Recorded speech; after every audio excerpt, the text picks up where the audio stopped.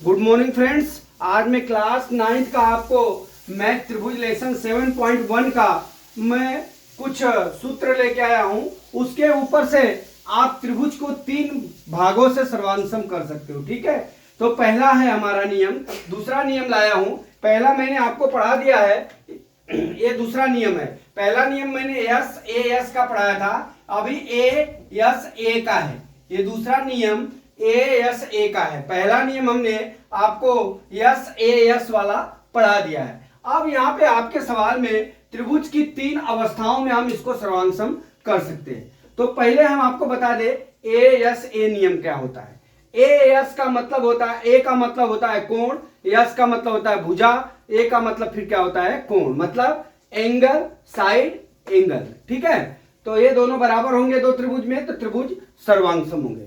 तो पहले हम दो त्रिभुजों की सर्वांशम होते हैं। कब होते हैं? जब एक त्रिभुज के दो कोण और अंतर्गत भुजा दूसरे त्रिभुज के दोनों कोणों के अंतर्गत भुजा के बराबर होता है। मतलब ये दिया है कि त्रिभुज है, ये दो त्रिभुज है। ठीक है, ये दोनों त्रिभुज की हमारी क्या होंगे, दो कोण। ठीक है, दो कोण और एक भुजा बराबर हो गए तो ये कोण क्या होगा, सर्वांशम होगा। ठीक है, अब हम चलते हैं, इसको हम बताते हैं त्रिभुज की 3 अवस्थाओं में कैसे सर्वांशम करते हैं। पहला है कि हमने दो त्रिभुज हमारा ए बी सी है और डी ई एफ है। तो ये आपके सिलेबस में है, इसलिए मैं पढ़ा रहा हूं ताकि अगला सवाल आपको समझने में आसानी हो। यहां पे क्या हो गया, इसमें यस ए एस का नियम निकलने लगेगा। ए बी बराबर हमारा क्या है, डी ई है।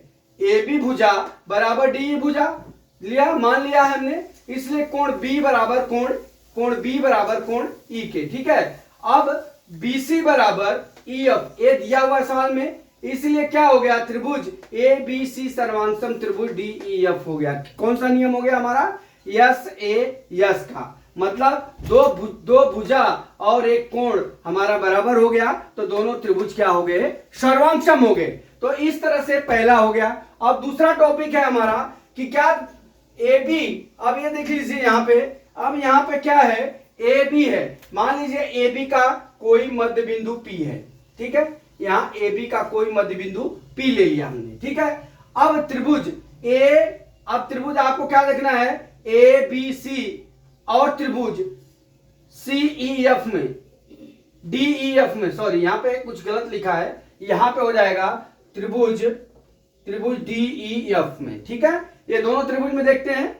अब देख लीजिए आप, पीबी बराबर हमारा क्या हो जाएगा, डीई हो जाएगा, क्योंकि मध्य बिंदु है। ठीक है, अब क्या हो गया, इसलिए कोण बी बराबर कोण ई के हो जाएगा।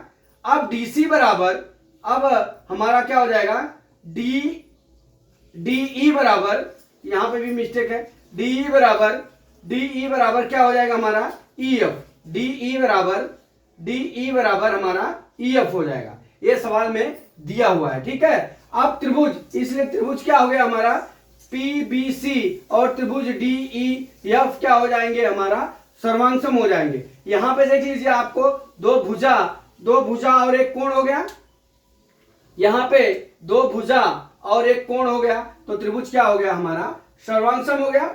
अब हम चलते हैं यहां पे, अब हमारा क्या हो गया, कोण पीसीबी बराबर कोण डीएफई के। ठीक है, तो कोण एसीबी बराबर कोण क्या हो जाएगा, डीईएफ के। इसलिए कोण एसीबी बराबर कोण कितने हो जाएंगे हमारा, पीसीबी के। ठीक है, इसलिए बीए बराबर हमारा क्या हो जाएगा, ईडी के। क्यों? क्योंकि ये क्या है, पी बिंदु के साथ संपाती है। ठीक है, इसलिए दोनों त्रिभुज क्या हो जाएंगे, सर्वांशम हो जाएंगे। ये हमारा यस ए यस का नियम लागू होगा। अब तीसरा कंडीशन क्या दिया है हमारा, यदि A be less than D हो, डी हो, मतलब ए बी छोटी हो डी से, तो क्या होगा, तो हम क्या करते हैं, डी का एक मध्य बिंदु पी ले लेते हैं, पी को एम को एफ से मिला देते हैं, तो हमारा यहाँ क्या हो जाएगा, यम ई बराबर क्या, यम ई बराबर हमारा ए बी को हो जाएगा, ए भुजा बराबर ए भुजा के हो जाएगी। ठीक है, इसलिए ए बी बराबर हमारा क्या हो जाएगा डी, इसलिए दोनों त्रिभुज सर्वांगसम होंगे।